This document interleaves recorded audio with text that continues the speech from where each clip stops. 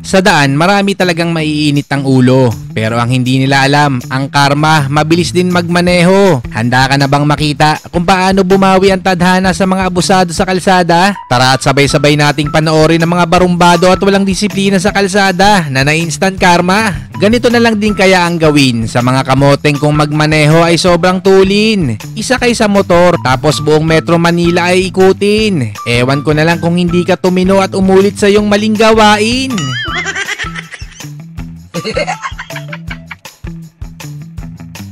Nauna kasi ang yabang ni pare. Nakarma ka tuloy, kotse mo biglang umabante.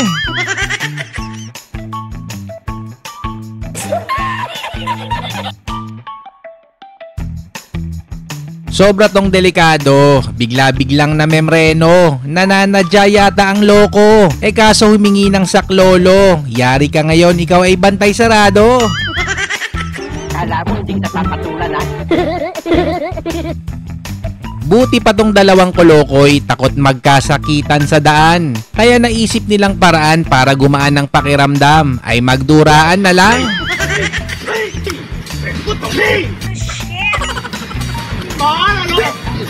Sa kabutiang palad, nagkasundo naman ang dalawa bandang huli. Parehas na kasi silang nangangamoy kilikili.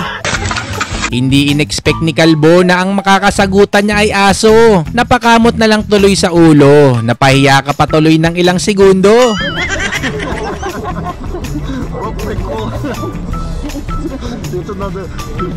Si kuya, pasaway talaga. Nakipagmataya-taya pa sa kanila. Pulis tuloy laylay na ang dila. Imbis na magpakumbaba, himas ka tuloy ng selda.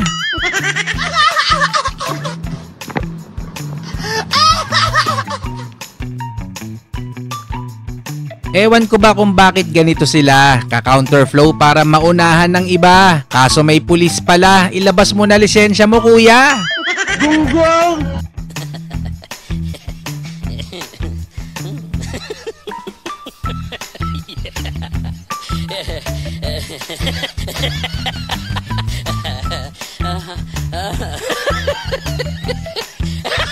Sobrang tapang kasi masyado ni tropa. Hindi niya inakala, pulis pala ang kanyang nakabangga. Atulin at takbo, kabado naman pala ang loko. Imported version ng Kamote Rider. Sumampa ba naman sa gutter? Patay tayo dyan brother. Pagdating sa dulo, meron palang police enforcer. Akin na lisensya mo, sabi ni sir. Sino yung pulbusin ko dibdib nyo?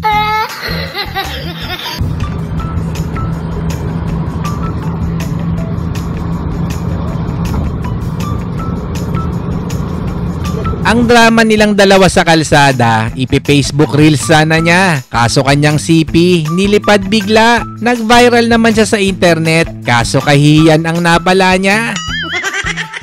Ang matalim na titig ng panghihinayang at pagsisisi.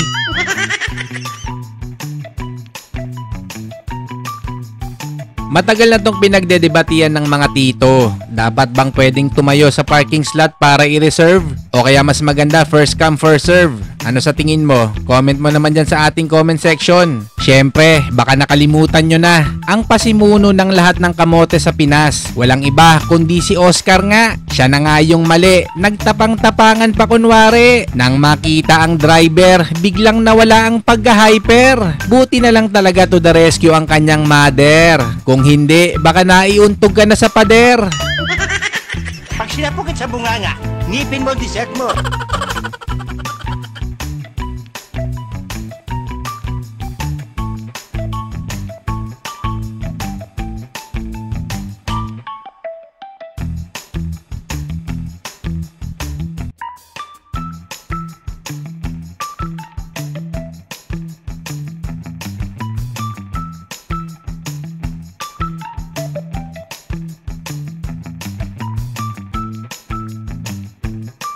Sa bansa nila, away sa kalsada, hindi uso ang sandata. Basta iyong hininga, siguraduhin mong nakamamatay na. Para pag nagkagulo, sure ball panalo ka na. Hoy! Lai! Hoy! Hey! Hoy!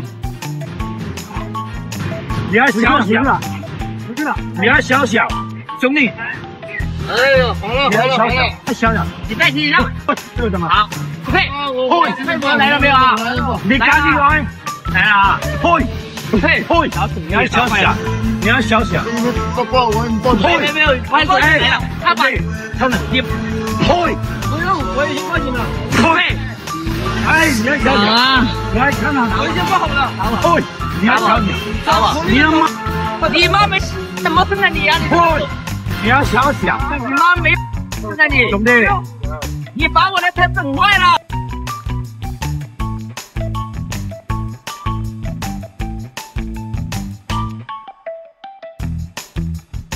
Kung gaano kabilis uminit ang ulo ni tropa sa kalsada, ganun din siya kabilis manakbo kapag naagrabyado na. Huwag magulo pag ito inaatong ako, nasa pakikit sa mukha.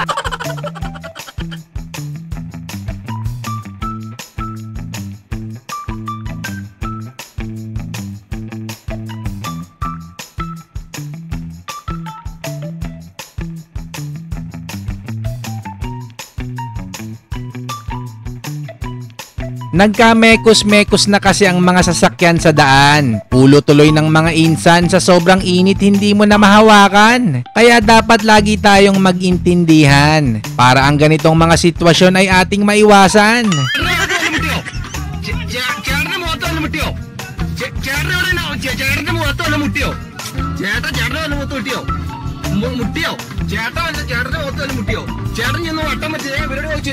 ഇവര് വട്ടം വെച്ചിട്ട് നിങ്ങൾ എന്നെ കാണിക്കണേ പിന്നെ പോലീസുകാർ കാണിക്കും ചുമ്മാ വട്ടം വെക്കണേ എന്താ കോട്ടയ്ക്ക് ചേട്ടന്റെ ഭാഗത്ത് വല്ല മുട്ടിയോ നീ പോളായി നീ പോളായി പിന്നെ നീ പോളാ വണ്ടി മാറ്റാൻ നോക്കുന്നു എന്നാ പോലീസ് വരട്ടെ police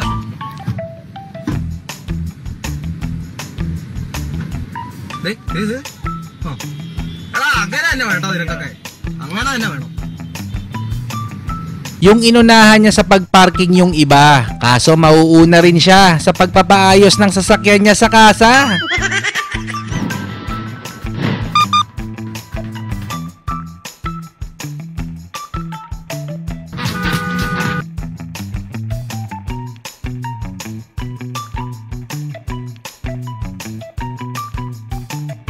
Ito kasing si kuya, bigla na lang gumigit na sa kalsada kahit scooter lang ang dala niya. Ayan tuloy, abala na, napagastos ka pa bigla.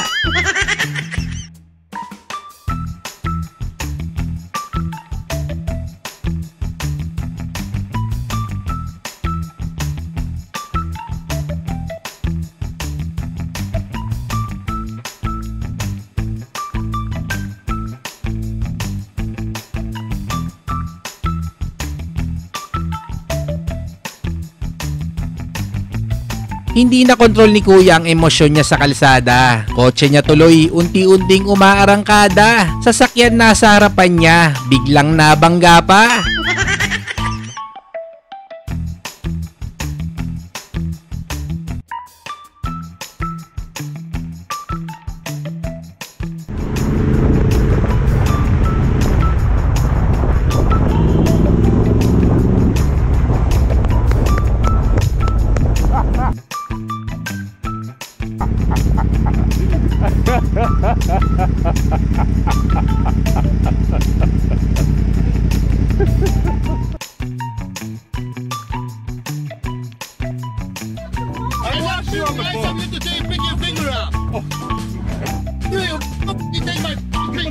Ang tapang kanina ni kuya, nung tumayo na yung kasagutan niya, isang higante pala.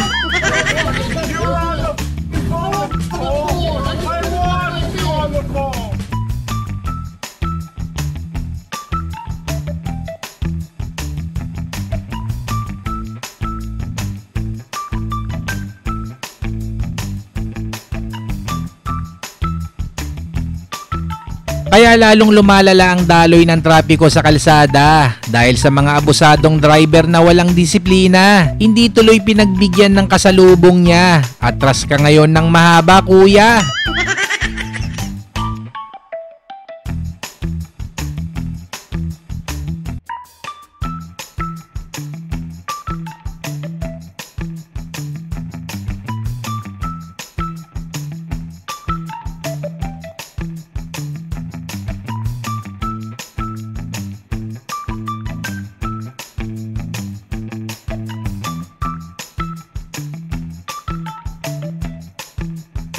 Buti mabilis umaksyon ng Karma. Enforcer agad niyang pinadala. Gastos ka ngayon ng malala.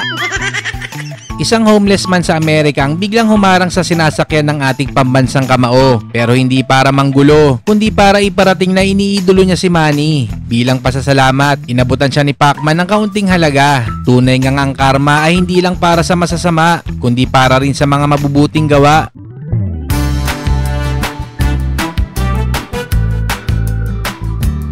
Salamat ulit sa inyong panonood. Kung na-enjoy mo ang bidyong to, baka naman pwedeng makahingi ng isang like at subscribe. Kita-kits tayo ulit sa next video.